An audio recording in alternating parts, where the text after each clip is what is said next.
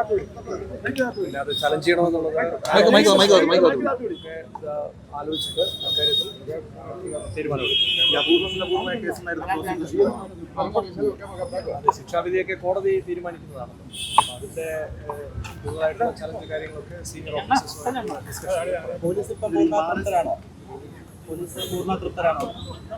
അത് നമ്മുടെ ശിക്ഷ പിന്നെ വിധിയിൽ സംതൃപ്തിയാണ്. അതിൽ പിന്നെ അതിൻ്റെ പീരീഡിൻ്റെ ഒരു എക്സ്റ്റൻഷൻ അപ്പോൾ അതിൽ പിന്നെ ഒരു സാറ്റിസ്ഫാക്ടറി ആയിട്ട് വന്നിട്ടുണ്ട്. എന്നാലും നമ്മളൊരു ക്യാപിറ്റൽ പണിഷ്മെൻറ്റ് പ്രതീക്ഷിച്ചു. അപ്പോൾ അതിൽ കോടതി തീരുമാനം അങ്ങനെ വന്നതുകൊണ്ട് അതിൽ സീനിയർ ഉദ്യോഗസ്ഥരുമായിട്ട് ചലഞ്ച് ചോദിച്ചിട്ട് അതിനെക്കുറിച്ച് കൂടുതലായിട്ടുള്ള കാര്യങ്ങൾ പറഞ്ഞു. ശിക്ഷയാണ് വേണ്ടിയിരുന്നുള്ള ആഗ്രഹമായിരുന്നു.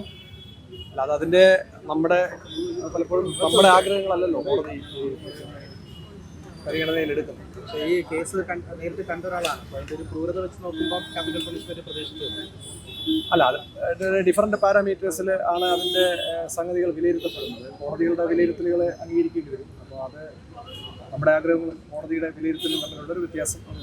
സാർ ഇതിപ്പോൾ ജീവനെന്ന് പറയുമ്പോഴും ഒരു പീരീഡ് ഓഫ് ടൈം കഴിയുമ്പോൾ ശിക്ഷാളവിന് ഈ പ്രതിക്ക് നിയമപരമായിട്ട് ഇറങ്ങാം, കോടതിയെ സമീപിക്കാം.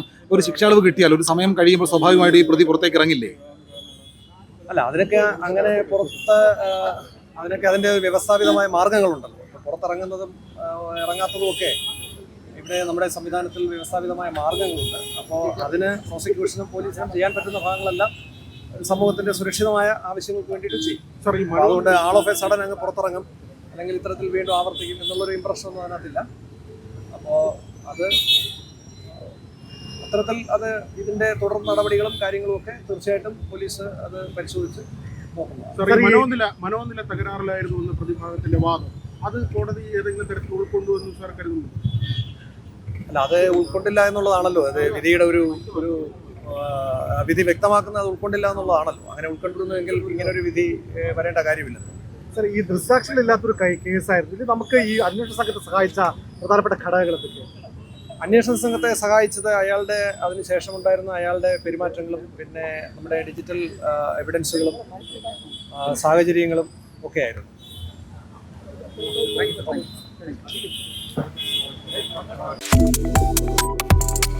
Subscribe to One India and never miss an update.